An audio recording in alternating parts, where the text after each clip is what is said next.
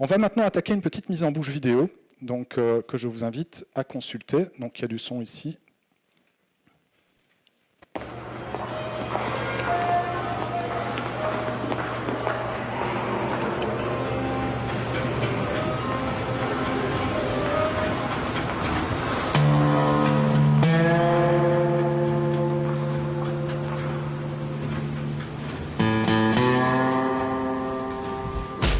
Un coup de vieux, ça peut venir n'importe quand.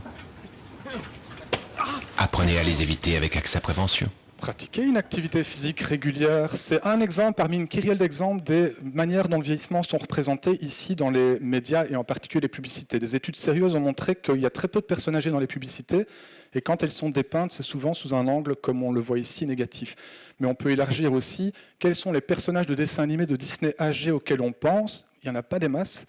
Et quand ils le sont, c'est essentiellement de façon négative. Cruella dans Les 101 Dalmatiens, la vieille sorcière dans Blanche-Neige, Picsou, c'est un vieux radin.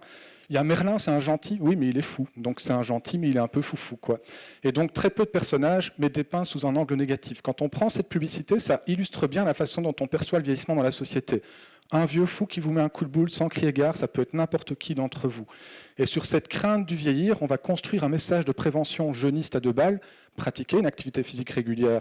Et si vous ne le faites pas, tant pis pour votre pomme, vous allez devenir ce vieux fou qui vous met un coup de boule sans crier gare. Et sur cette crainte du vieillir, on vient surtout après construire un message commercial, à savoir vous vendre une assurance prévention, mais on peut vous vendre plein de choses. La silver economy, on voit de la technologie orientée vers les personnes âgées, et on peut se demander, ou des projets architecturaux orientés vers la personne âgée, et on peut toujours se demander sur quelle base sont construits, sur quelles connaissances du vieillissement sont construits ces projets. Et donc, premier temps de la valse que nous allons avoir ensemble, c'est la contextualisation. Il faut savoir que nous sommes dans une société qu'on qualifie de agiste. L'agisme est un terme qui renvoie au fait que tout ce qui est associé de près ou de loin à la personne de plus grand âge va être traité et connoté de façon négative. Vous avez l'affiche de Tati Daniel avec l'insert « Elle ne vous connaît pas encore, mais elle vous déteste déjà ». C'est vrai, quoi. Tous ces vieux à la caisse du Carrefour à 7h du soir, ils font exprès d'embêter les jeunes en faisant leurs courses alors qu'ils ont toute la journée pour, etc. Tout ça renvoie à de l'agisme. Et le pendant inverse de l'agisme, qui est tout aussi négatif, c'est le jeunisme. Vieillir, c'est pas bien. Il faut donc tout faire pour éviter de vieillir. Et avec le développement des techniques de chirurgie esthétique et autres pommades miracles dont les résultats ne sont pas toujours extrêmement probants. Et sur cette crainte du vieillir, donc, on ne dit plus seulement que le corps doit vieillir. Donc, qu'est-ce qui fait le plus peur aux personnes en vieillissant?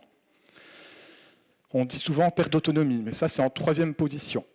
On dit la mort, mais la mort, c'est en 2e position. Ce qui fait le plus peur en vieillissant, c'est perdre la tête, donc souffrir d'une maladie telle que la maladie d'Alzheimer, dont on dit que c'est pire que la mort. Et sur cette crainte de vieillir, quand il y a une peur dans la société ou quand il y a une image négative, on vient construire alors des messages qu'il faut éviter que le cerveau vieillisse. Donc il n'y a plus que le corps, mais le cerveau doit ne pas vieillir. Et c'est comme ça qu'on développe toute une série de logiciels ou de technologies de stimulation cérébrale ou que n'importe qui vient entraîner vos neurones en faisant des mots croisés et des sudoku. Et je vais vous annoncer ici que ça, c'est une catastrophe sanitaire. C'est vraiment, plus on fait ça, plus on développe les troubles de la mémoire chez la personne âgée, et je suis persuadé qu'on vous a largement dit l'inverse, peut-être même dans vos cours et vos formations de base. Et le message que je vais essayer de passer, mais je donnerai quelques arguments scientifiques, c'est que plus on parle de mémoire à une personne âgée, moins bien elle se porte. Ça ne veut pas dire qu'il ne faut pas qu'elle stimule la mémoire, mais le problème, c'est que la façon dont on le fait développe le symptôme. On le verra tout à l'heure.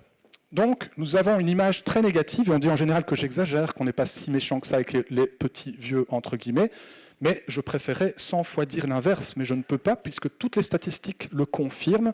Prenons un exemple, l'Eurobaromètre, qui est une statistique européenne qui est réalisée assez régulièrement, et qui pose une question à un échantillon représentatif de l'ensemble de la communauté européenne. Vous êtes-vous déjà senti discriminé à cause de votre âge, l'agisme, de votre sexe, sexisme, de votre origine ethnique, le racisme, de votre orientation sexuelle, l'homophobie, de votre religion, l'antisémitisme ou l'islamophobie, de votre handicap, etc. Quantitativement actuellement, quelle est la population la plus discriminée actuellement en Europe? En pole position, c'est l'âge. Et quand on dit l'âge, c'est avoir plus de 55 ans. Le but ici est de vous déprimer. Donc la population la plus discriminée actuellement en Europe, quantitativement, ce sont les personnes de plus de 55 ans. Il suffit qu'une entreprise ferme pour que vous ayez 5 fois moins de chances de récupérer un emploi si vous avez plus de 50 ans par rapport à un collègue de moins de 50 ans. C'est la discrimination à l'emploi.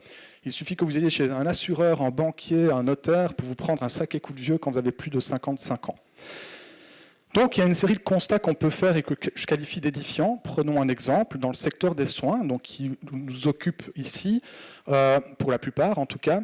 Sachez que quand on souffre d'un cancer, 70%, pour parler belge, des personnes qui souffrent d'un cancer ont plus de 65 ans. Le facteur de risque principal de cancer, c'est l'âge. Ça veut dire que la majorité des gens concernés par un cancer sont des personnes qu'on peut qualifier de plus âgées. D'accord ? Quand on regarde pourtant quand il y a des études scientifiques ou quand on teste des nouveaux médicaments, quelles sont les populations sur lesquelles portent ces études ou ces essais ? Eh bien, 68% des essais cliniques portent sur des gens qui ont entre 30 et 64 ans, 24% sur les gens qui ont entre 65 et 74 ans, et 8% portent sur des gens qui ont plus de 75 ans. Ça veut dire qu'on a un paradoxe. La majorité des gens concernés par un cancer sont des personnes qu'on peut qualifier de plus âgées. La minorité des études scientifiques ou des essais cliniques portent sur cette population. Mais on peut élargir ça à la question des formations.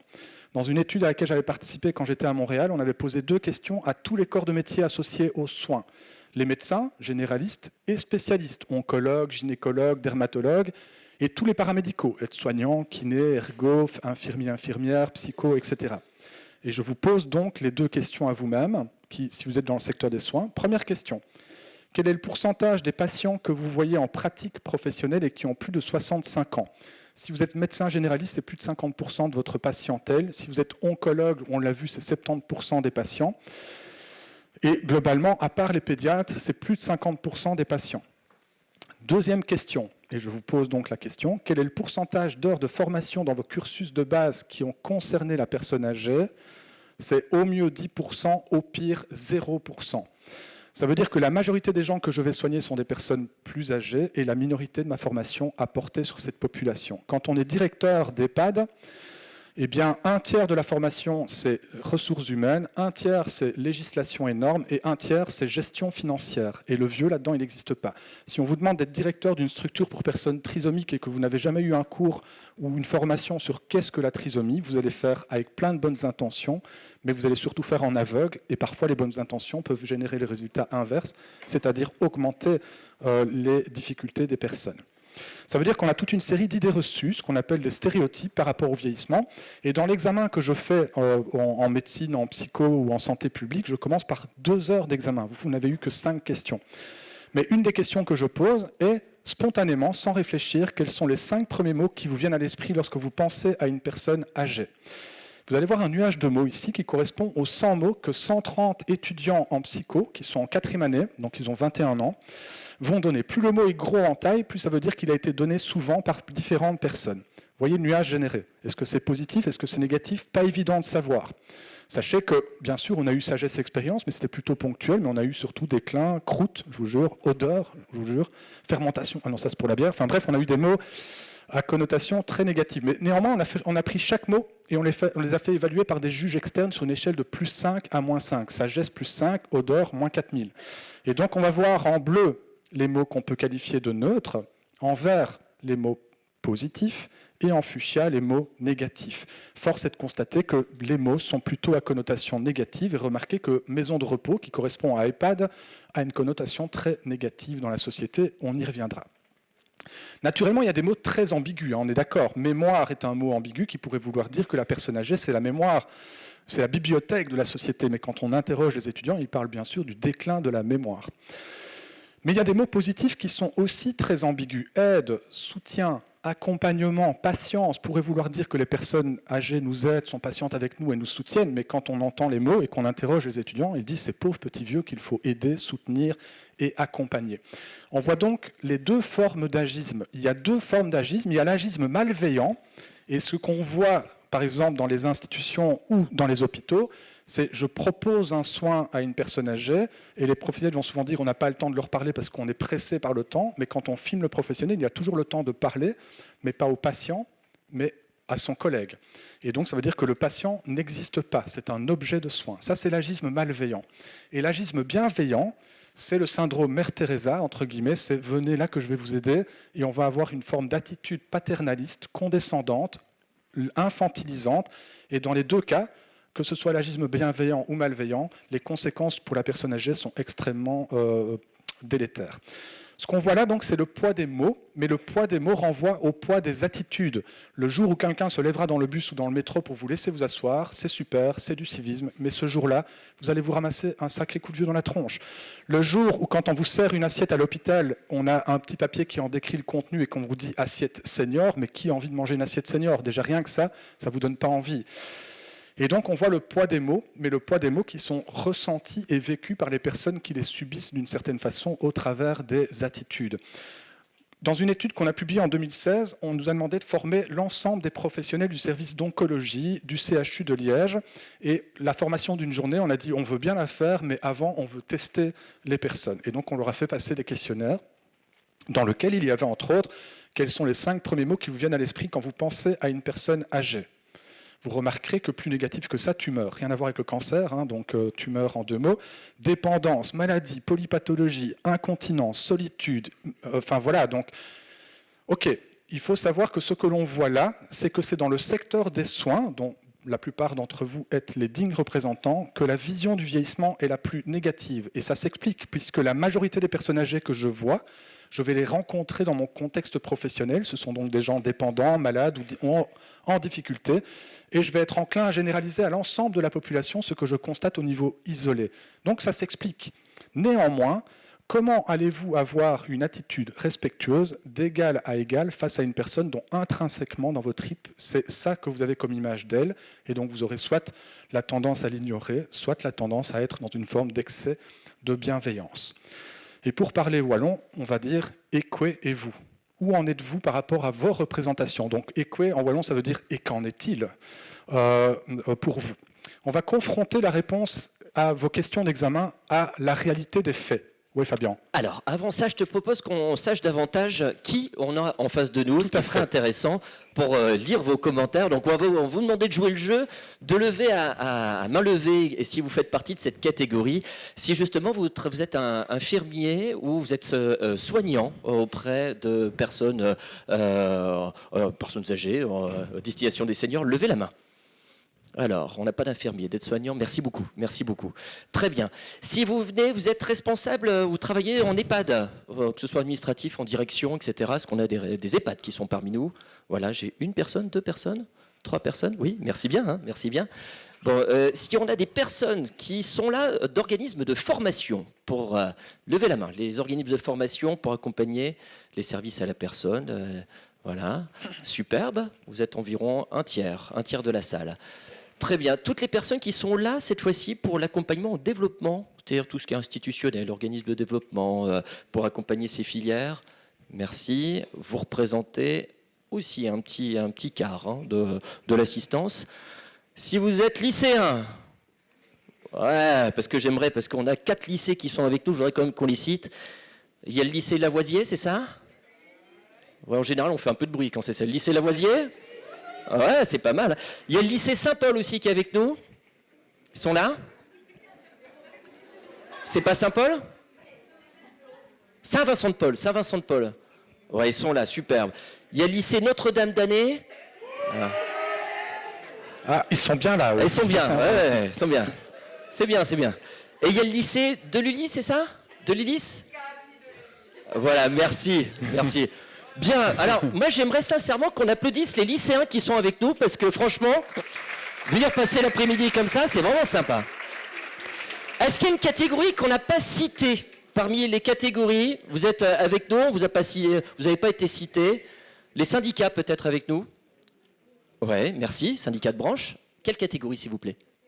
Ah, les CCAS, évidemment, tout ce qui est CCAS. C'est quoi merci. CCAS pour un Belge? Ah, c'est quoi en Belgique? Un CPAS en Belgique. Là-bas, il y a une catégorie aussi.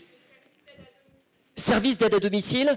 En structure, ça c'était la première catégorie. Oui, c'est tout ce qui est service d'aide à domicile, qu'on n'aurait pas cité, mais je pense que Ah oui, oui, oui, bien sûr. C'était dans ma catégorie. Et ben voilà, on a une bonne vision. Donc ce qui est intéressant, c'est de voir quelles sont vos réponses en fonction également de votre activité. Et on va vous laisser ça, découvrir ça avec Stéphane. On va comparer ça à 3600 personnes qui sont la population générale, c'est-à-dire les non-soignants. Donc dans le cadre d'une interview au journal Presse, on m'avait demandé de faire un petit test et on avait posé ces questions. 3600 personnes ont complété cette enquête entre 16 et 89 ans. Donc là, c'est la population générale, les non-soignants. Dans différents tons jaune, brun et vert, ce sont des corps de métier associés aux soins. Donc la plupart d'entre vous ici présents. On a les 80 infirmiers et infirmières du service d'oncologie du CHU de Liège. On a 1410 membres du personnel de 32 EHPAD en Belgique francophone. Donc ça va autant de la direction jusqu'au personnel qui nettoie ou qui servent les repas. Mais on a beaucoup naturellement d'aides-soignants et d'infirmiers et infirmières. 24 médecins d'un hôpital de la région de Namur d'urgence, des urgences, entre guillemets, dans le cadre d'une mission que j'avais dans cet hôpital pour la Fondation Roi-Baudouin. Et on a 35 membres du personnel d'un EHPAD dans la région de Liège où je faisais une formation. Et puis on a en fuchsia les faits, c'est-à-dire les vrais chiffres. D'accord ? Donc, première question, je vous invite à consulter nerveusement votre copie d'examen ou à vous remémorer votre réponse. Quel est le pourcentage des personnes de plus de 65 ans qui vivent en institution ? Est-ce qu'on peut demander déjà Alors, combien en pourcentage de la population à partir de quel âge ? 65 ans vivent dans une institution spécialisée. Alors, levez la main ceux qui pensent que c'est 10%. Allez, dans la tranche, dans les alentours. 10% de la population. 20%, levez la main. 30%. 40%. Pour l'instant, c'est 30%. 50%. 60%. On va dire même plus de 50%. Qui a dit plus de 50% ? Qui a dit plus ? Tous ceux qui ont dit plus de 50. Levez la main. On est à... moi je dirais 40% de la salle. Ouais. Donc la population générale pense que c'est 25%. Donc je fais une petite parenthèse, ça veut dire que vous prenez votre retraite à 65 ans, il y en a 1 sur 4 qui vole sa tête en institution, si je puis dire. Les soignants, ils pensent que c'est pire. Les faits, 8%. Donc qui a dit 8% ou moins de 8% dans la salle ? Quelques pelés étendus, donc fessés pour les autres, vous avez donc été aveugle du gorille. Vous avez vu le vieillissement. Ce qui est marrant, c'est qu'il n'y a aucun étudiant. J'ai vu aucun lycéen qui a levé la main pour les 8%. Est-ce qu'il y en a, parmi les plus jeunes, les lycéens, est-ce qu'il y en a un qui a répondu autour de 8% ? Alors personne. Donc c'est la vision de la jeunesse aussi par rapport à ça, c'est intéressante. Et parmi celles et ceux qui ont bien répondu, je peux vous demander, vous avez été parmi les personnes qui ont levé la main, qui ont répondu 8%, je peux vous demander ce que vous faites comme activité ? Dans la formation, au service à la personne ? Aussi soignante, voilà. Donc c'est intéressant de voir cette expertise également. D'accord. Dépression. La population générale pense que 30% des personnes âgées seraient dépressives. Les soignants, ils pensent que c'est pire. Les faits, je vous sens très nerveux là, 11%. Qui a dit 11% ou moins de 11% dans la salle ? Qui a dit 11% ou moins de 11% ? Bon, ben voilà. Il n'y a personne qui a mis en dessous de 11%. Si, un peu dans le fond, là-bas. Ouais. Et donc, fessé, de nouveau, vous avez donc été aveugle du gorille. Donc, sachez que la dépression n'est pas plus élevée chez la personne âgée qu'elle ne l'est chez les jeunes. Les études vont montrer que, malgré les événements de vie stressants et les pertes auxquelles sont confrontées les personnes âgées, leur bien-être ne diminue pas avec l'âge, mais même il augmente, et que le bonheur, eh bien, il est plus élevé chez les personnes âgées qu'il ne l'est chez les jeunes.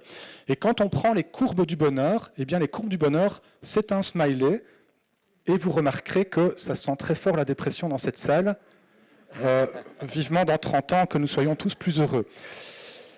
Et donc, c'est ce qu'on appelle dans la littérature le paradoxe du bien-être, avec la question qui est comment font les personnes âgées pour rester si heureuses malgré tous les événements de vie stressants auxquels elles sont confrontées. Et là, je ne vais vraiment citer qu'une seule étude, mais il y en a une kyrielle, dont une étude d'imagerie cérébrale. On vous met dans une IRM fonctionnelle et on voit en direct comment votre cerveau s'allume ou s'éteint en fonction des tâches que vous réalisez. Si je pique votre petit doigt, vous aurez une zone du cerveau qui va s'allumer, c'est donc la zone qui est dévolue au sens du toucher du petit doigt. D'accord ?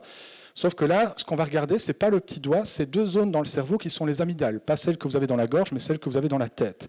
Ce sont les zones de l'émotion. Les amygdales sont toujours actives. De temps en temps, elles vont se suractiver, c'est-à-dire que vous allez avoir les amygdales qui va s'allumer. Ça veut dire que là, vous ressentez une émotion, et de temps en temps, l'amygdale va s'éteindre, se désactiver, ça veut dire que vous ne ressentez rien. Et on va voir comment l'amygdale s'allume et s'éteint en fonction quoi ? De l'image qui va vous être présentée pendant que vous êtes dans le scanner. Soit vous allez voir une image neutre qui ne génère aucune émotion particulière. Soit vous allez voir une image qui génère une émotion plutôt positive pour une bonne partie d'entre vous, ou soit une image qui génère une émotion négative. Et c'est négatif. C'est négatif. Ouais. D'accord. Et donc, on voit comment l'amygdale s'allume et s'éteint en fonction de la valence de l'image présentée.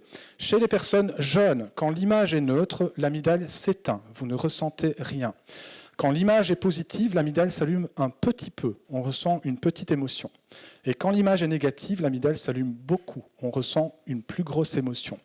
Donc, un jeune, il est programmé pour voir le négatif. Il n'a que 10% de négatif dans sa vie, un bouton sur le nez, mais il est gros, mais il est tellement en train de le voir et de le ruminer que subjectivement, ça devient beaucoup plus négatif. Chez la personne âgée, quand l'image est neutre, l'amygdale s'éteint. Je ne ressens rien. Quand l'image est positive, l'amygdale s'allume beaucoup. Et quand l'image est négative, l'amygdale s'éteint complètement. Donc une personne âgée, elle est programmée pour voir le positif, elle s'applique en quelque sorte l'adage « cueille dès aujourd'hui les roses de la vie, profite de l'instant présent ». Il n'a que 30% dans sa vie, mais toutes les ressources sont aimantées et se gargarisent de ce 30% de positif, de sorte que subjectivement, ça devient 80% de positif. Il faut savoir que ça a permis d'inspirer 2 approches cliniques de la dépression chez nous, jeunes adultes, à savoir la psychologie positive, c'est regarder le positif de la journée d'une personne dépressive pour la décentrer des éléments négatifs, et aussi ce qu'on appelle la pleine conscience, qui est une technique un peu de type méditation, qui consiste à être dans l'ici et l'instant. Vous, cet été, vous êtes parti en vacances, il vous restait 3 jours de vacances, et vous vous disiez déjà « oh, c'est déjà fini », alors qu'il vous reste encore 3 jours à profiter pleinement. Ou quand vous allez offrir, si vous fêtez Saint-Nicolas dans les Hauts-de-France, je pense que oui, le 6 décembre, vous allez offrir les cadeaux à votre enfant, et après une demi-heure, il va lever la tête en disant « et qu'est-ce que je vais recevoir à Noël ?» Mais écoute, Valet, profite déjà de ton cadeau que tu as là maintenant. Et donc, on voit que la personne âgée s'applique ce principe d'être dans l'ici et l'instant, et c'est comme ça que le bonheur est plus élevé chez les personnes âgées qu'il ne l'est chez les jeunes, et je le constate dans cette salle. Alors, plus sérieusement, solitude. Quel est le pourcentage des personnes de plus de 65 ans qui se sentent seules ? La population générale pense que c'est 50%, c'est-à-dire une personne âgée sur 2. Les soignants, je ne sais pas comment ils font, mais ils font pire. Les faits, 9%. Qui a dit 9% ou moins de 9% dans la salle ? Sur cette question, je vous rappelle les questions qu'on avait au début.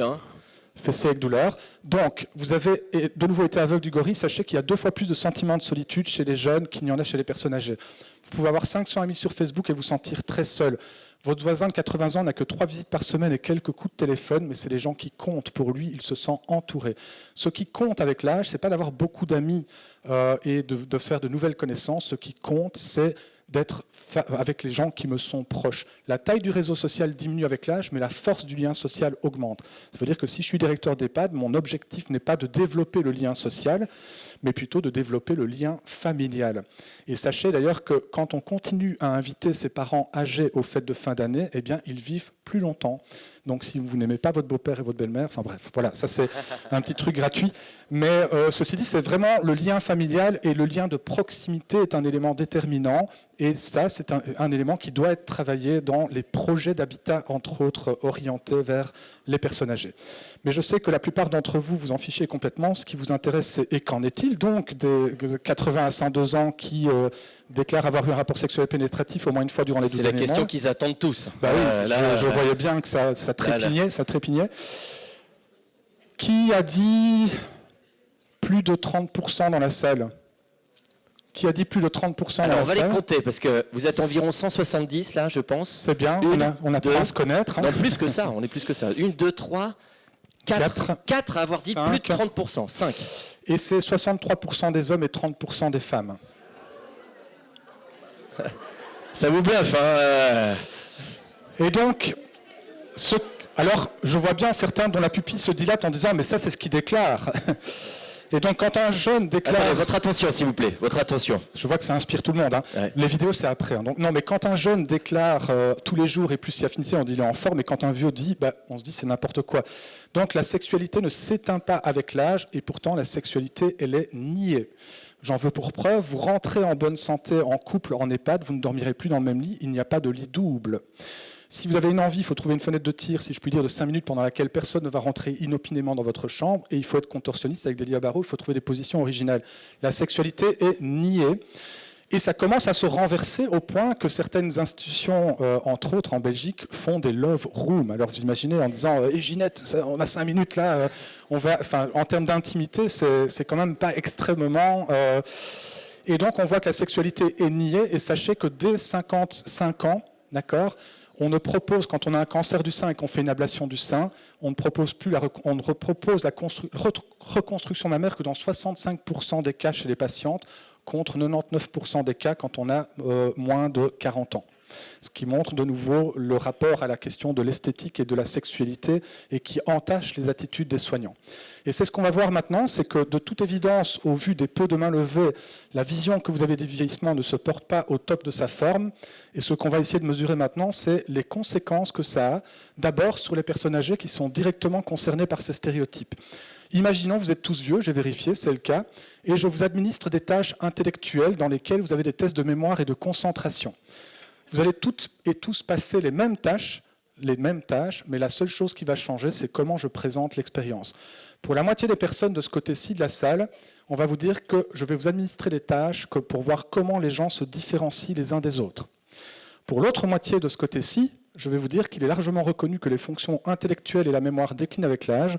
Nous allons vérifier si c'est vrai. Je vais donc vous administrer des tâches de mémoire et des tâches intellectuelles et comparer vos performances à des jeunes.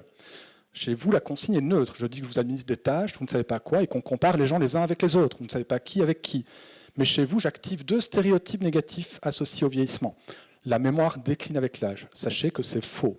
Ou plutôt, ce n'est pas tout à fait vrai. Certaines choses diminuent avec l'âge, mais certains mécanismes de la mémoire augmentent avec l'âge. Les jeunes sont meilleurs que les âgés, c'est faux. Pour certaines choses, oui, et pour d'autres, c'est l'inverse. Néanmoins, le simple fait de vous avoir dit ça fait que votre performance sera très nettement moindre chez vous par rapport au groupe de ce côté-ci, alors que vous êtes tous plus ou moins équipés de la même façon à la base. Rien que le fait de dire à une personne âgée que la tâche qu'elle passe est une tâche de mémoire lui fait perdre des points dans la tâche. Pourquoi ? Parce que mémoire égale épée de Damoclès, maladie d'Alzheimer, panique à bord, je suis anxieux, et ça a été mesuré. On augmente le niveau d'anxiété des personnes au moment de passer la tâche, et quand on est plus anxieux, on est donc potentiellement moins performant. Et donc, plus on parle de mémoire à une personne âgée, moins bien elle se porte. Deuxième élément, je peux vous demander quel âge vous avez. Vous me trouveriez fort indiscret, je vous demande là votre âge chronologique. Mais je peux aussi vous demander quel âge ressentez-vous avoir. Et sachez qu'on peut se sentir plus vieux, rien à voir avec la météo, ou plus jeune que l'âge que nous avons. D'accord ? Eh bien, l'âge ressenti prédit mieux votre santé physique et mentale et l'évolution de votre santé physique et mentale que l'âge chronologique. Un médecin a plus à gagner pour mesurer votre santé en vous demandant quel âge ressentez-vous que quel âge avez-vous. Et quand on se sent plus vieux que l'âge que nous avons, eh bien, on vit moins longtemps et on a plus de risques de développer la maladie d'Alzheimer dans les années qui suivent. Et là, je vois que subitement, tout le monde se sent vachement jeune. Conclure. Comment ? Alors, on arrive bientôt à la conclusion. Là. D'accord. Et donc, ici, ce que l'on voit... T'es sûr pour la conclusion ? Parce que là, ça me paraît tôt, mais oui. Ah ouais. Ah ouais. Et donc, ce qu'on voit ici, c'est le résultat de personnes à cette échelle de mesure de l'âge ressenti. Mais on voit ici que, par exemple, les personnes âgées se sentent 5 ans plus vieilles après avoir quoi ? Après avoir passé un test de mémoire. Rien que le fait de passer un test de mémoire l'a fait se sentir 5 ans plus vieille. Les jeunes ne se sentent pas plus vieux après avoir passé un test de mémoire, mais par contre, on passe, pour les personnes âgées, le test de mémoire, là, ils se prennent 10 ans dans la vue parce qu'on les compare à des jeunes et on teste leur mémoire. Les personnes âgées ne se sentent pas plus vieilles après avoir passé un test de vocabulaire, mais on leur fait passer un test de mémoire, pouf, elles se prennent 5 ans dans la vue. Et quand on se dit c'est peut-être parce qu'elles étaient confrontées à une tâche qui les a mis en difficulté, et c'est ça qui fait que, eh bien non, car ici les personnes âgées se sentent 5 ans plus vieilles après quoi ? Après simplement qu'on leur ait dit que tout à l'heure, elles passeront un test de mémoire. Rien que de le fait de leur dire ça, les font se sentir plus vieilles. Et donc, je le répète, plus on parle de mémoire à une personne âgée, moins bien elle se porte. Et donc, stimulation cognitive et autres ateliers mémoire en pensant que ça permet de limiter les choses, c'est vraiment non, c'est pire que bien. Et je vais essayer de vous montrer ça en prenant le contexte d'un traumatisme crânien léger qu'on appelle le whiplash. Vous êtes en voiture, quelqu'un vous tamponne en arrière, votre corps est projeté en avant, et il va avoir une cinétique qui va faire ça, et votre cerveau qui baigne, chez certains plus que d'autres, va percuter le front, et puis percuter l'arrière de votre crâne. Ça fait des micro-lésions cérébrales, mais qui peuvent générer chez 10 à 15% des patients des troubles de la mémoire et de la concentration qui sont légers, mais qui vont perdurer dans le temps. Sauf qu'une étude va montrer que ça dépend du pays dans lequel vous vivez. Vous avez tous le même accident, mais si vous vivez en Allemagne, en Grèce ou en Lituanie, il n'y a que 1% des gens qui développent le problème de mémoire et de concentration. Si vous vivez en Norvège, au Canada et aux États-Unis, là, il y a 15% des gens qui développent des problèmes de mémoire et de concentration. Ça, c'est vraiment étrange et bizarre. Comment que ça se fait? Eh bien, ça dépend de quoi? Selon que la sécurité sociale intervient ou pas quand vous avez le symptôme. Quand la sécurité sociale n'intervient pas, on ne développe pas le symptôme, et quand la sécurité sociale intervient, il y a plus de gens qui développent le symptôme. Ça, c'est vraiment bizarre, alors que vous avez tous plus ou moins eu le même accident, le même choc à la tête. Quand la sécurité sociale n'intervient pas, qu'est-ce qui se passe aux urgences? On vous dit plus de peur que de mal, tout au plus quelques douleurs à la nuque, rentrez chez vous au repos une semaine et ça va aller. Mais quand la sécurité sociale intervient, le médecin va ajouter, néanmoins, dans certains cas, ne vous tracassez pas. Quand on vous dit ça, qu'est-ce que ça génère? Panique à bord, d'accord? Il est possible que vous ayez des problèmes de mémoire et de concentration. Ne vous tracassez pas, mais si ça arrive, revenez nous voir. Et on va vous donner un prospectus qui dit quels sont les premiers symptômes auxquels vous pourriez être confronté. Entrez dans une pièce et ne plus savoir ce que vous venez y faire, oubliez les noms des personnes et oubliez des courses si vous faites des courses. Sachez que c'est les mêmes symptômes qu'on dit être les premiers d'une maladie d'Alzheimer. Là, normalement, tout le monde se dit « je fais l'Alzheimer alors ». Parce que qu'est-ce que ça va générer comme effet quand on vous communique ça? Ça va générer un mécanisme d'hypervigilance sur le symptôme. On va se demander, est-ce que j'oublie? Et vous allez constater que oui, car si je vous demande, est-ce qu'il vous arrive d'oublier de savoir ce que vous veniez faire en rentrant dans une pièce ou d'oublier les noms de personnes, ceux qui disent non à cette question sont soit des menteurs pathologiques ou soit ont vraiment des troubles de la mémoire parce qu'ils oublient ce qu'ils oublient. D'accord ?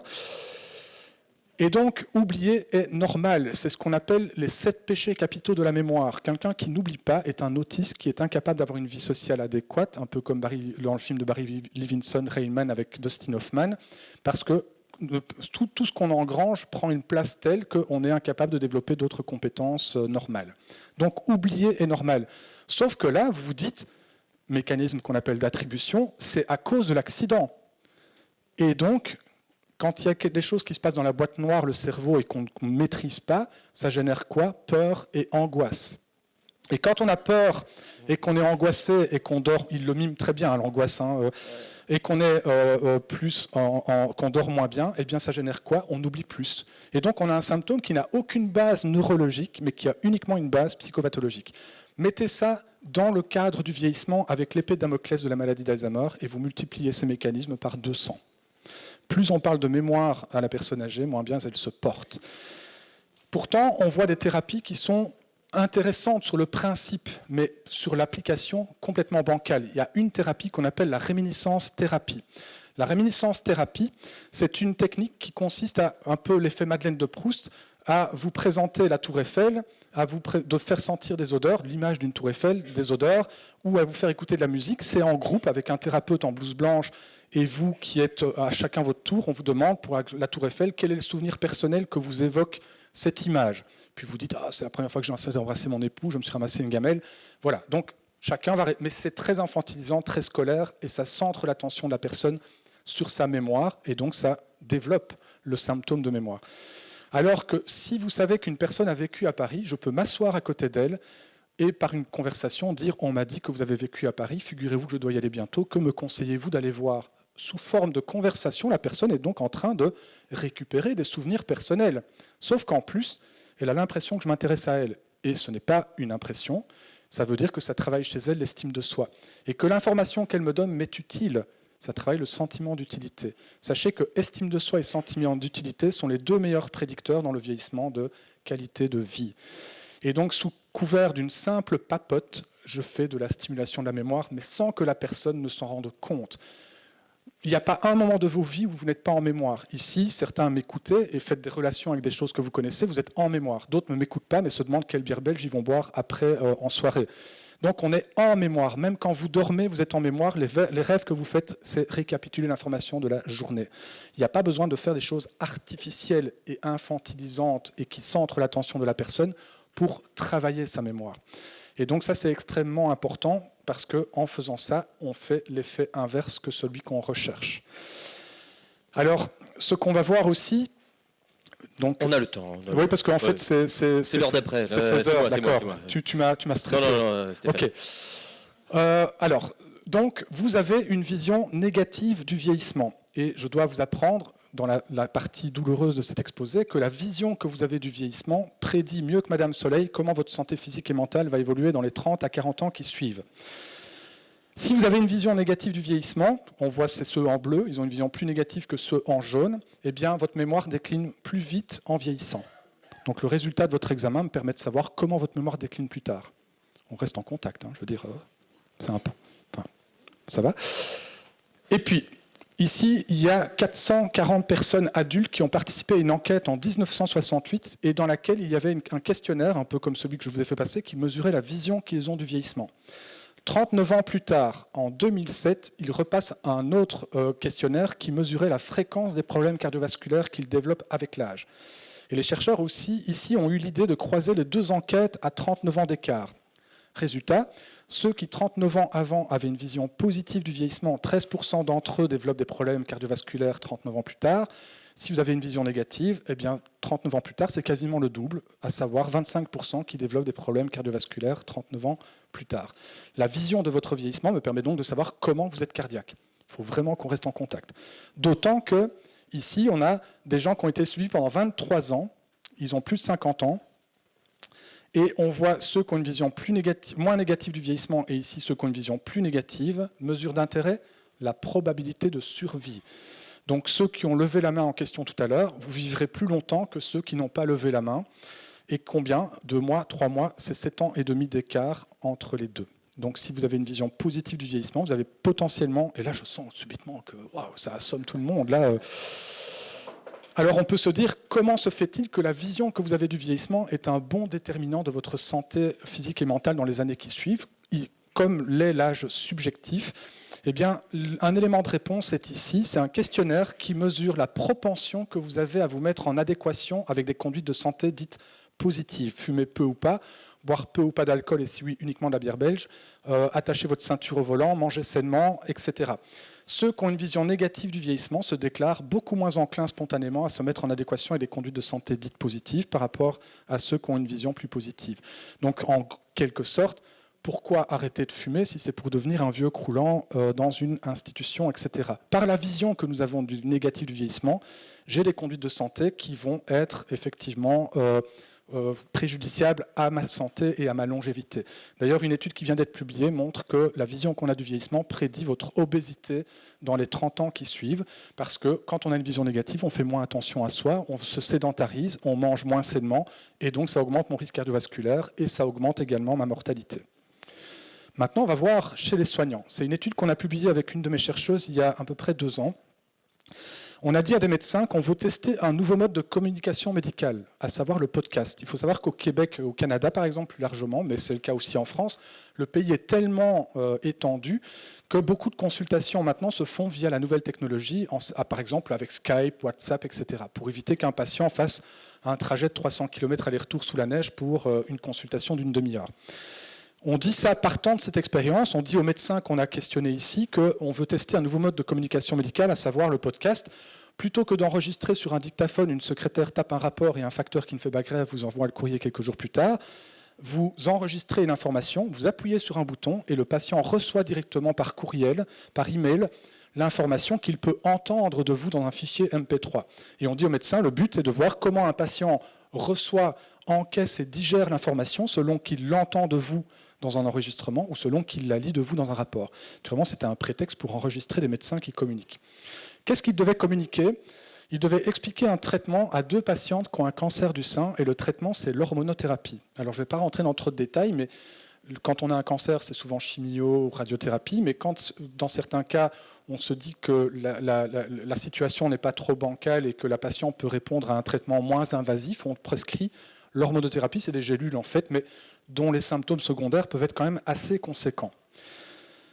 On a 2 dossiers médicaux qui ont été présentés aux médecins qui sont plus ou moins la même situation médicale. Rien n'est vraiment très différent dans les 2 dossiers, à ceci près que dans un cas, c'est le dossier d'une patiente de 40 ans et dans l'autre cas, c'est le dossier d'une personne qui a 70 ans. Et donc, on a tout enregistré. On peut mesurer et analyser le discours sur le fond et sur la forme du médecin sous toutes ses coutures. Et qu'est-ce qu'on a montré ? On a montré que le médecin fait des phrases plus courtes quand il s'adresse à la personne de 70 ans. Le médecin parle plus lentement quand il s'adresse à la personne de 70 ans, et le médecin a tendance à plus souvent répéter la même information pour la personne plus âgée. Il fait ce qu'on appelle en anglais le elder speak, c'est-à-dire le parler petit vieux. Et le médecin va dire, c'est pour être sûr qu'ils comprennent. Donc vous allez parler de facto plus haut avec toutes les personnes âgées. En faisant ça, vous développez des troubles du langage chez celles qui n'ont pas de problème auditif.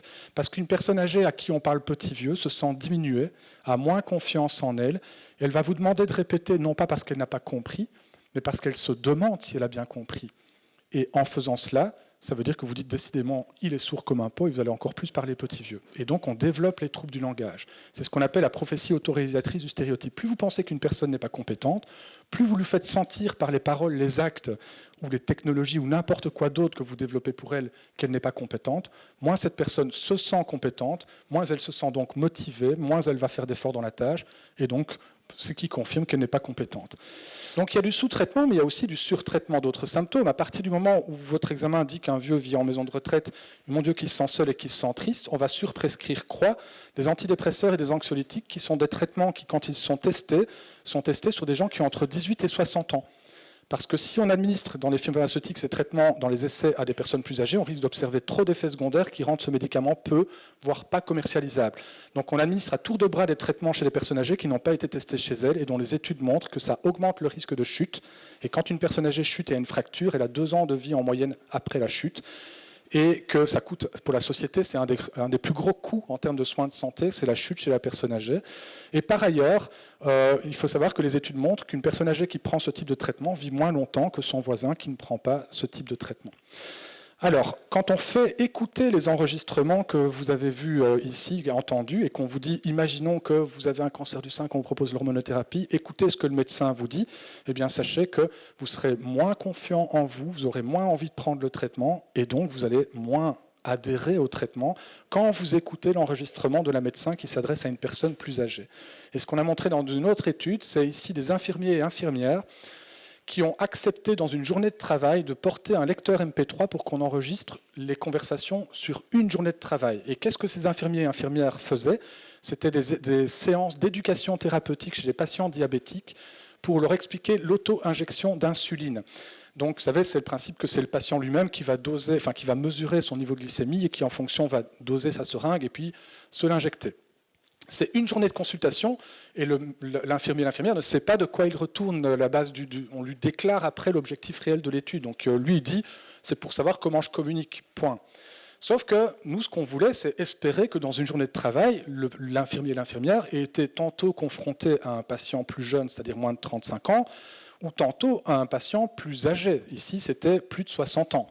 Et effectivement, il y avait eu des enregistrements avec un patient plus jeune et plus âgé. On a extrait ces enregistrements où on a pu montrer que l'infirmier et l'infirmière parle petit vieux avec la personne plus âgée, va avoir un ton un peu plus paternaliste condescendant. Et on a pris pour chaque enregistrement 20 personnes âgées à qui on a demandé, imaginons que vous avez un diabète, écoutez comment l'infirmier vous explique l'auto-injection d'insuline, et au terme de l'explication, la personne âgée devait dire « Vous sentez-vous autonome pour réaliser le traitement ? Avez-vous confiance dans la communication qui a été faite par le professionnel ?» Et comme ça, toute une série d'autres questions. Eh bien, quand vous écoutez, alors que vous ne savez pas que vous écoutez l'enregistrement de l'infirmier et l'infirmière qui parle à une personne plus jeune ou plus âgée, eh bien, quand vous écoutez le même professionnel qui s'adresse à la personne plus âgée, la personne se sent moins autonome pour le traitement, va être moins impliquée dans le traitement, va avoir moins confiance dans le professionnel et ce qu'on a aussi montré, une moindre satisfaction par rapport aux soins qu'il donnait. Ça veut dire que le patient va donc moins prendre son traitement. Ce qu'on montre ici, c'est que communiquer, c'est soigner. Proposer un traitement et le communiquer, c'est quelque chose d'essentiel et d'important qui participe à la prise ou non du traitement par le patient. Et ça, c'est quelque chose qui est complètement éludé ou pratiquement pas intégré dans les formations, que ce soit dans le secteur médical et paramédical. Qui a des enfants dans la salle ? Voilà, ceux qui n'ont pas levé la main pour des raisons économiques, il est important d'enfanter. Donc ce soir, d'accord, on verra dans 9 mois si ça a marché la communication. Mais il y a bon, beaucoup donc, de tutos ce soir. Comment, il y a ouais, beaucoup de tutos. Ah, oui. Alors, sachez que par contre, il faudra réfléchir en faisant votre enfant, car une étude épidémiologique sur 14 pays de la communauté européenne, sur 55 000 personnes, ces gens ont été suivis pendant 10 ans. Donc on sait comment ils étaient à un moment initial et comment ils sont devenus 10 ans plus tard. Le nombre d'enfants que vous avez, et surtout le sexe des enfants que vous avez, selon que c'est plutôt une fille, un garçon, 2 filles, 2 garçons, 3 filles, 3 garçons, prédit comment votre mémoire décline quand vous devenez plus âgé. Et là, je sens une montée de stress. T'as des filles, des garçons ? Moi, j'ai les deux. Ma fille, garçon. Fille, garçon, le choix du roi. Donc, je suis curieux de voir le résultat. Voilà. Et donc, effectivement, la question, c'est est-ce qu'il est mieux d'avoir des filles ou des garçons pour sa mémoire plus tard ? Qui pense qu'il vaut mieux avoir des filles ? Alors, levez la main pour les filles. Ah. Ça, forcément, c'est que des filles qui lèvent la main. Ça, forcément. Et qui pense qu'il vaut mieux avoir des garçons ? Un peu moins. Et il y en a plein qui s'abstiennent en disant « je sais pas, mais ça me tracasse ». Eh bien, plus vous avez de filles, moins bien c'est pour votre mémoire plus tard. Ça ne m'étonne pas. Écoute, voilà, vous avez bien fait de venir. Non, mais plus sérieusement, je sais que ça peut paraître un peu sexiste comme résultat, mais c'est un résultat objectif. C'est des analyses statistiques qui ont été faites. Comment ça se fait ? La base de ce résultat, c'est effectivement la question d'une société plus ou moins sexiste. Dans les sociétés sexistes, et c'est le cas de la France, jouer rose pour les filles, jouer bleu pour les garçons. C'est Barbie infirmière, G.I. Joe combattant. On programme par notre éducation les filles à être maternantes et aidantes. C'est pour ça qu'il y a plutôt 90% d'infirmières et 10% d'infirmiers.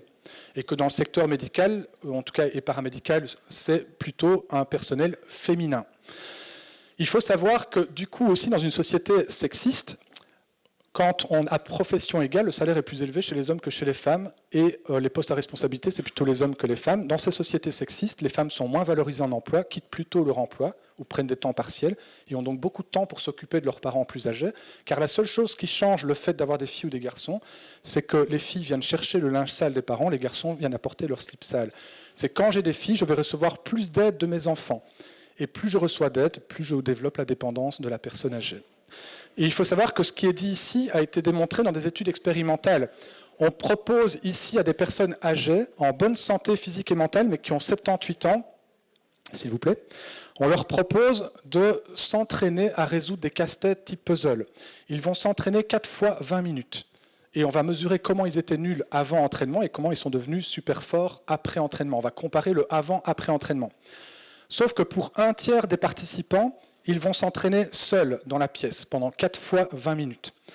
Pour l'autre tiers des participants, l'entraînement va se faire avec une personne qui est présente dans la pièce, mais qui n'a pour seul objectif que d'encourager verbalement la personne âgée. C'est la seule chose qu'il a à faire. Super, c'est bien, continuez comme ça, génial, etc. Et dans le troisième cas, le membre du personnel qui est présent dans la pièce pendant l'entraînement va être cette fois-ci autorisé à aider la personne âgée, soit parce que la personne âgée sollicite son aide, ou soit parce que le membre du personnel trouve que là, cette personne rame un peu et qu'un petit coup de pouce serait opportun. Qu'est-ce qu'on voit ? Ceux qui se sont entraînés seuls s'améliorent à peine. Il y a très peu de différence entre avant et après entraînement. Ceux qu'on a aidés, qu'on a encouragés, s'améliorent. Ils vont aller plus vite et ils font plus de pièces de puzzle. Ceux qu'on a aidés se détériorent, et pas un petit peu, beaucoup.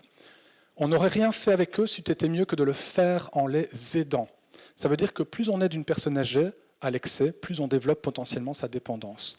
Et là aussi, dans le développement de la technologie et de la domotique, une technologie n'a de sens que si elle est réellement utile pour la personne, qu'elle comble un réel déficit. Ce qu'on voit ici, c'est que nous devons, et pourquoi la personne est moins bonne, parce que je vais quand même le dire au départ, quand on interroge les personnes après entraînement et qu'on leur demande comment vous sentez-vous confiant en vous quand vous faites ce type de puzzle, Ceux qu'on a aidés se sentent moins confiants en eux que ceux qu'on a encouragés. Comment trouvez-vous la tâche? Facile ou difficile? Ceux qu'on a aidés trouvent la tâche beaucoup plus difficile que ceux qu'on a encouragés. Plus j'aide une personne âgée, plus je développe sa dépendance. Il suffit qu'une personne âgée rentre continente à l'hôpital pour qu'elle risque d'en sortir incontinente, car on préfère proposer une sonde urinaire et un linge plutôt que de laisser la personne aller aux toilettes par elle-même. Il suffit qu'une personne âgée doive aller voir un kiné qui est au bout du couloir pour qu'on lui dise « Venez, je vais vous conduire en fauteuil roulant, ça ira plus vite ». Alors que le but du kiné est justement de travailler la marche. En faisant ça, on développe la dépendance à la marche de la personne âgée. Et donc ça, c'est un enjeu de société majeur, et en particulier dans un contexte tel que celui des maisons de repos, puisque c'est un contexte dans lequel, en fait, par l'aide qui est donnée par les professionnels et surtout à l'excès, on développe la dépendance des personnes âgées. Je vais donner un exemple. On fait les tartines des personnes âgées au petit déjeuner. Pourquoi est-ce qu'on leur fait leurs tartines? Dans des unités spécialisées pour Alzheimer, on dira vous imaginez, avec la maladie d'Alzheimer qu'ils ont, ils peuvent plus préparer une tartine. Je demande aux professionnels, sur les 20 résidents de votre unité spécialisée, qui pourrait peut-être se préparer une tartine? Ils pensent que c'est 4 sur 20, et puis ils ont essayé, 16 sur 20 arrivent à se préparer une tartine. Donc, quand on parle de parler plus fort aux personnes âgées, si vous parlez plus fort avec toutes les personnes âgées, ça veut dire que votre acte est basé sur ce que vous croyez, et qu'un vieux, il est sourd, et qu'il ne comprend pas. Et en faisant ça, vous développez les troubles du langage, c'est 2/3 des populations âgées qui n'ont pas de problème. Et ce que vous devez normalement faire, c'est parler normalement avec toutes les personnes âgées. Constatez qu'un tiers d'entre elles vous demandent de répéter, et adaptez votre discours en conséquence. En faisant cela, vos actes sont basés sur ce que vous constatez et non pas sur ce que vous croyez. D'accord? Et donc là, c'est tout à fait adéquat et adapté. Naturellement, c'est, comme je le disais, d'autant plus vrai si on parle de la question de l'EHPAD, c'est-à-dire des institutions pour personnes âgées. Et donc là, on est dans un contexte qui est complètement délétère. Quand on demande quelles sont les valeurs d'une structure dans laquelle vous travaillez à des professionnels, les valeurs vont être autonomie, soins, hygiène, bien-être, respect, dignité, sécurité, citoyenneté, stimulation, activité, lien social, autodétermination. Voilà, ça c'est le genre de valeurs qu'on va voir souvent mises en étendard par les structures. Moi, ce que je peux dire, enfin, c'est pas moi personnellement, c'est ce que je vois dans la littérature scientifique, c'est que beaucoup de ces valeurs, quand on les met en avant, génèrent le résultat inverse que celui qu'on recherche, c'est-à-dire développer une moindre qualité de vie et plus de dépendance chez les personnes âgées. Alors, je vous assure que c'est extrêmement prégnant, et naturellement, l'image des maisons de retraite est extrêmement négative. Regardez cette étude qu'on a faite où on a demandé quels sont les 5 premiers mots qui vous viennent à l'esprit quand vous pensez à un EHPAD. Mouroir arrive en pole position. Et vous remarquerez assez paradoxalement que solitude est aussi un mot qui arrive. Et solitude, pourtant, paradoxalement, on place les gens en EHPAD pour limiter l'isolement social, et pourtant la solitude est amplement ressentie. Il faut dire que les maisons de retraite ne font pas toujours beaucoup d'efforts. Je prends pour exemple une maison où je faisais une formation. Bâtiment moderne, l'architecte s'est fait plaisir, c'est lumineux, ce n'est pas cette structure-là, mais c'est un exemple. Et devant ce bâtiment, ils ont fait un énorme rond-point. Alors un rond-point, il faut le meubler, donc il faut mettre une sculpture, une fontaine. Et là, ils ont mis quoi? Le funérarium. Comme ça, vous savez où vous rentrez et vous voyez tout de suite où vous sortez.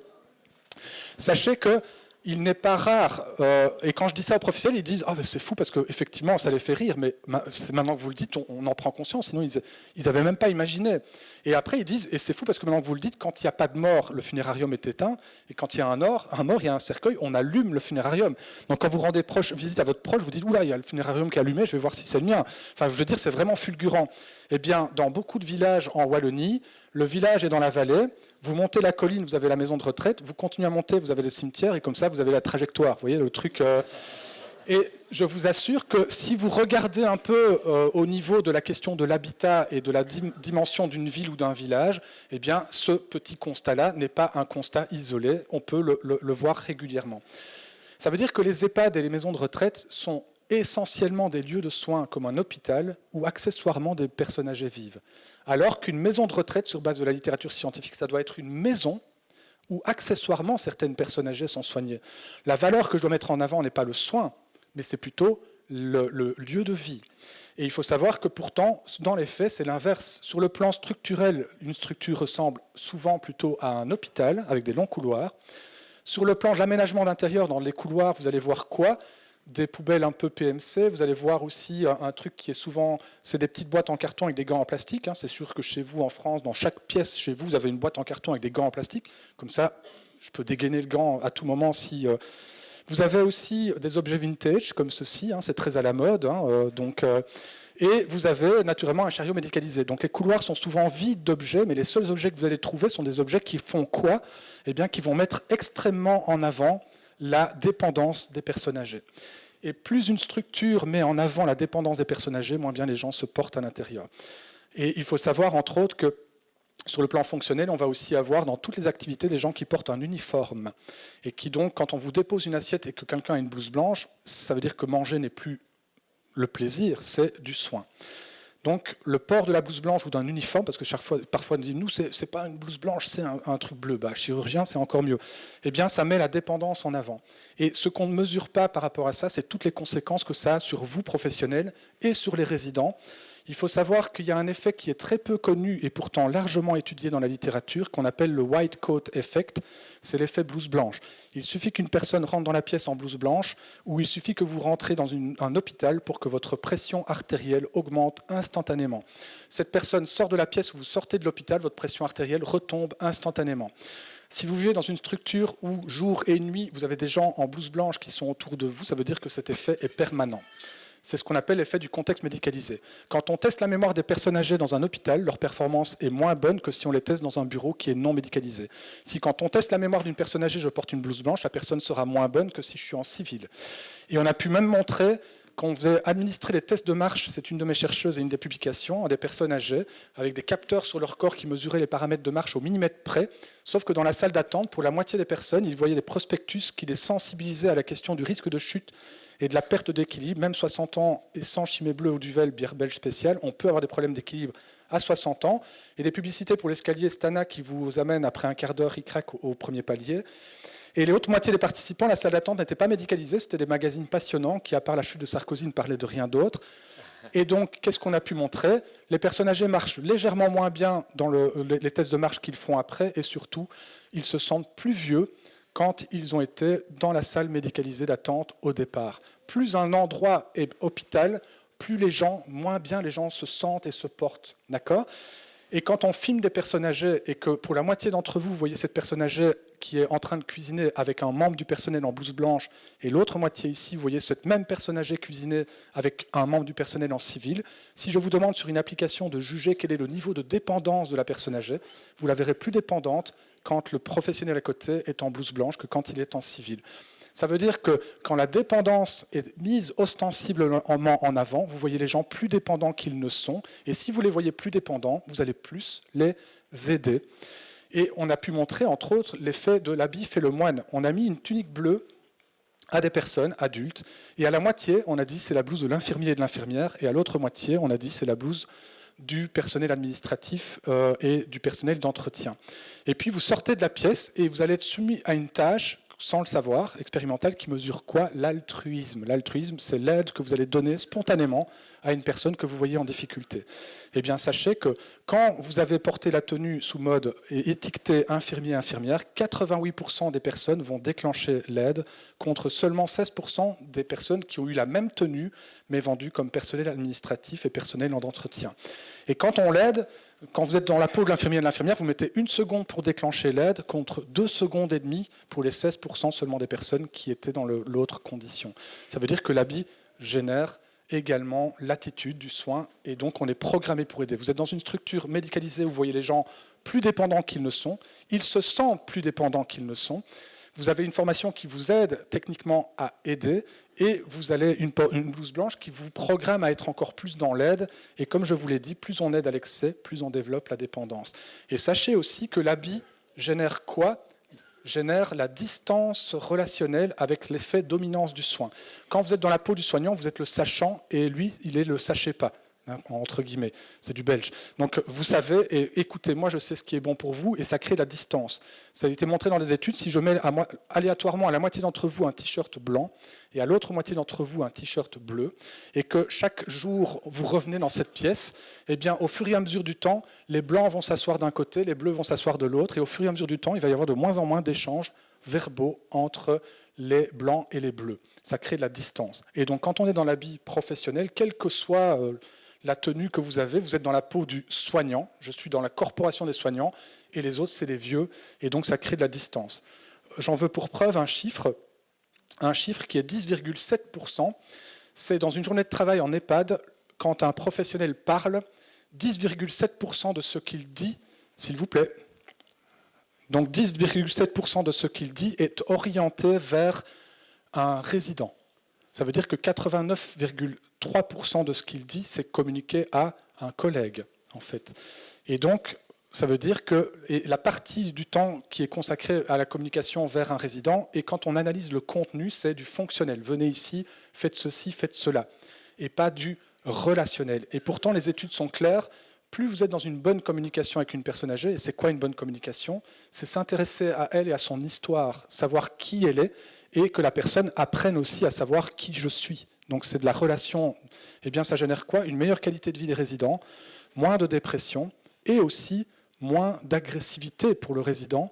Ça veut dire aussi moins de charge de travail pour le professionnel. Il faut savoir que les choses vont dans les deux sens.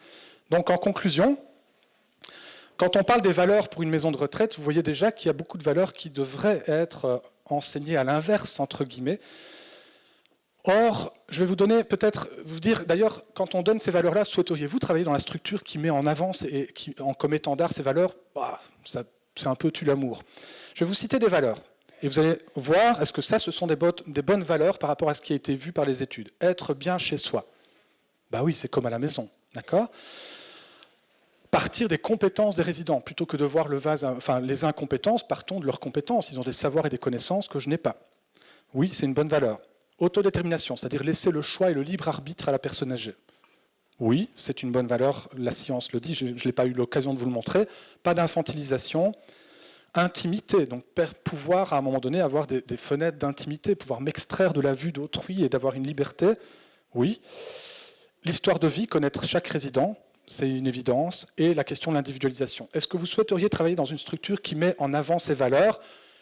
Beaucoup de professionnels disent « Oh ouais, c'est une institution de rêve, on voudrait voir d'où ça vient, on voudrait aller visiter ». Donc, c'est des valeurs qui sont effectivement légitimes du point de vue scientifique. D'où viennent-elles? Du catalogue IKEA. Donc, être bien chez soi, donc si bien chez soi. Donc, on a aussi compétences personnelles, partir des compétences personnelles des gens. Comme quoi IKEA est quand même balèze. Donc ici, c'est vous rêvez, concevez, décidez, nous vous aidons pour le reste. Donc c'est tout ce qui est le choix et la décision, donc l'autodétermination. Et oubliez les tiens-toi tranquille, donc c'est pas d'infantilisation. Ce n'est pas simplement ton lit, c'est ta zone de confort. Waouh, on vous vendrait votre lit en maison de retraite comme ça, c'est déjà un peu plus attractif. Et donc là, on est dans le bien-être et l'intimité. Si vous voulez vraiment connaître quelqu'un, vous pouvez passer en revue sa collection de CD et vous examiner les photos au mur, et c'est vrai. Et donc, c'est l'importance d'apprendre à connaître une personne. Et on a aussi mettre en place des projets individualisés. Et voilà. Donc, on a des valeurs qui sont légitimées par la littérature scientifique et qui pourtant ne sont appropriées que par le commercial, parce que le commercial, en utilisant ça, naturellement, veut augmenter sa productivité économique. Et dans le secteur des soins, cette dimension-là est complètement éludée. Je conclus vraiment. Donc ici, c'est et qu'en est-il avec tout ça? Donc, conclusion, donc communiquer verbalement et non verbalement, c'est soigner. La manière dont j'agis verbalement ou pas, comportementalement, même la manière dont un espace est aménagé, eh bien, c'est soigner. Pourtant, paradoxalement, quand on prend les formations médicales, on apprend essentiellement des savoirs et des techniques. Mais si on prend une journée de travail sur le terrain, on va avoir une minorité du temps qui va être dédiée à appliquer des savoirs et des techniques que vous avez appris. Et la majorité du temps, c'est quoi? C'est communiquer à un collègue, communiquer à un patient, communiquer à une famille. Et communiquer, c'est soigner, mais c'est absolument un élément qui est éludé et peu intégré dans la formation de façon générale, et encore plus dans le vieillissement, puisque comme on l'a vu avant, alors que je soigne des personnes âgées, j'ai très peu de qualifications ou trop peu de qualifications en la matière. Une vieille recommandation a été faite en 1982 lors de l'Assemblée mondiale du vieillissement qui disait « Les gouvernements et organisations internationales qui s'occupent du problème du vieillissement devraient mettre en œuvre des programmes visant à informer la population en général du processus du vieillissement et des personnes âgées. Cette sensibilisation devrait débuter dès l'enfance et être dispensée dans des établissements d'enseignement de tous les niveaux. » Et là, je dirais encore plus dans le secteur des soins, et entre autres dans la formation des directeurs d'EHPAD et de toutes les personnes qui vont porter des projets orientés vers les personnes âgées. Et on peut inclure là-dedans les politiques. On peut inclure là-dedans aussi les architectes. Quand un architecte pense à une personne âgée qui se dit maladie, dépression, quand il fait un projet architectural, il fait un hôpital. Et donc, on voit vraiment que là, il y a une carence en la matière, ce qui conduirait à une connaissance plus profonde du sujet et aiderait à corriger les attitudes stéréotypées que l'on observe trop souvent à cet égard dans les générations actuelles. On voit que c'est largement peu intégré, c'est pire maintenant que ce qu'on disait en 1982. Je n'ai pas montré tous les éléments, mais c'est pire.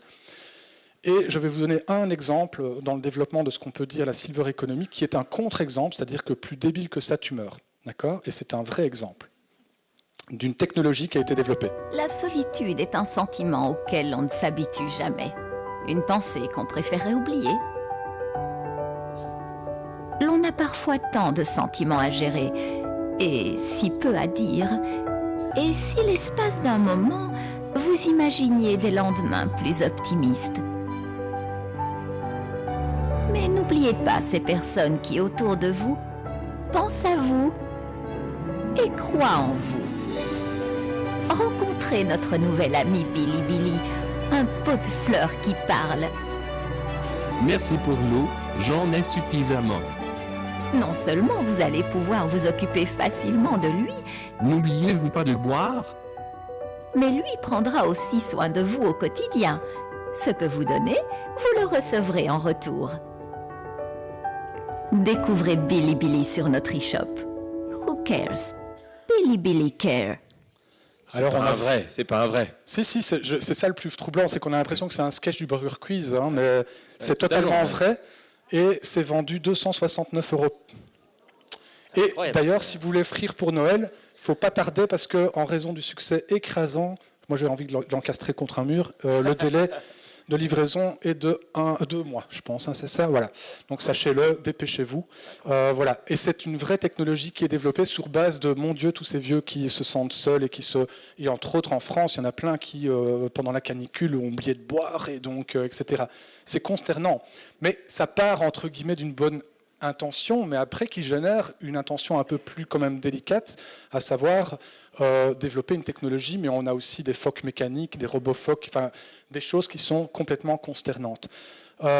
Et donc, on a l'impression, d'autant plus que c'est un sketch, qu'on entend que c'est une actrice jeune qui joue la voix d'une vieille. Enfin, je veux dire, c'est complètement débile. Donc, nous avons une vision du vieillissement qui peut être positive, sagesse, expérience, ou négative, déclin, perte. De toute évidence, nous sommes du côté négatif de la force. Le but de cet exposé n'est pas de faire que subitement vous ayez une vision positive du vieillissement, mais définitivement, vous ne pouvez plus être aveugle du gorille. Voilà, merci de votre patience. Vous pouvez applaudir à Stéphane Adam qui est avec nous.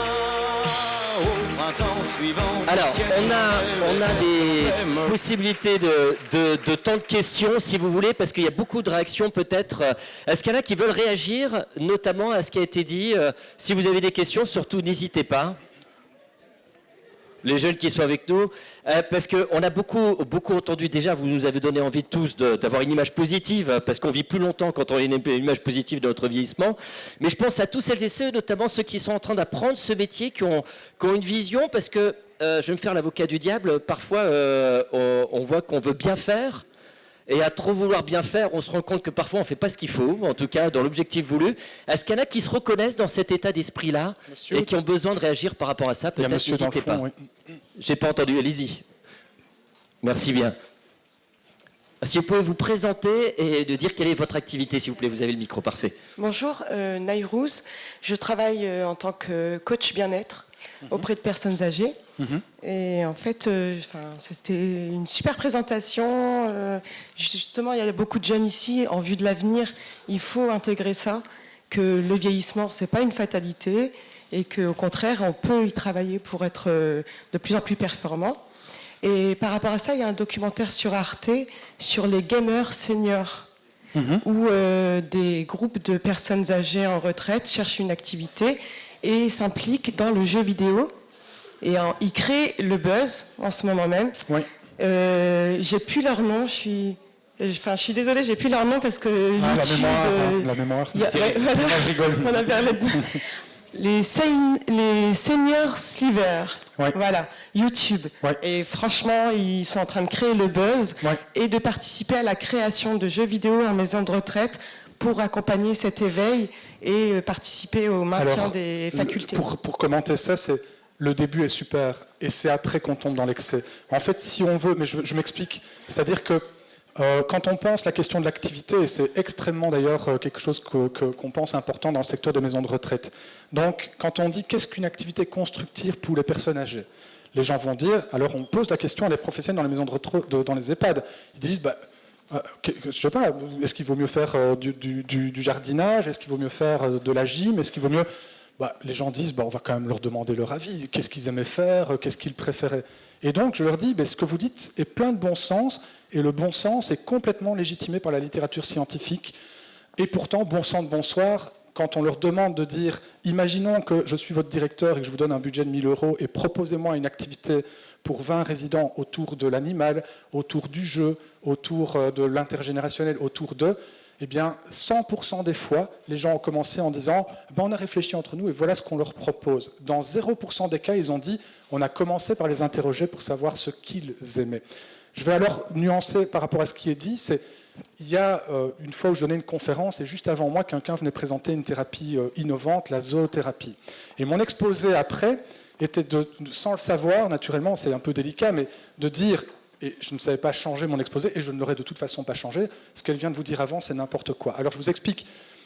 La directrice dit, c'est une dame qui est directrice d'EHPAD et qui dit, par ailleurs, je suis passionnée par les chiens et j'ai eu une sorte de feeling d'inside, un peu comme Jean-Claude Van Damme, et elle a pris 2 labradors et les a mis dans une de ces structures. Et là, ça a été plein de vidéos et d'images de montrant, il y a des gens, ils se levaient alors qu'ils ne se levaient plus. Mais les chiens s'appelaient Jésus. Non, c'est la seule partie que j'invente. Hein, mais donc... C'est clair que pour certaines personnes, ça a été utile et important. Sauf que du coup, on élève et c'est là que ça devient bancal, on élève des élevages de chiens pour les personnes âgées en EHPAD.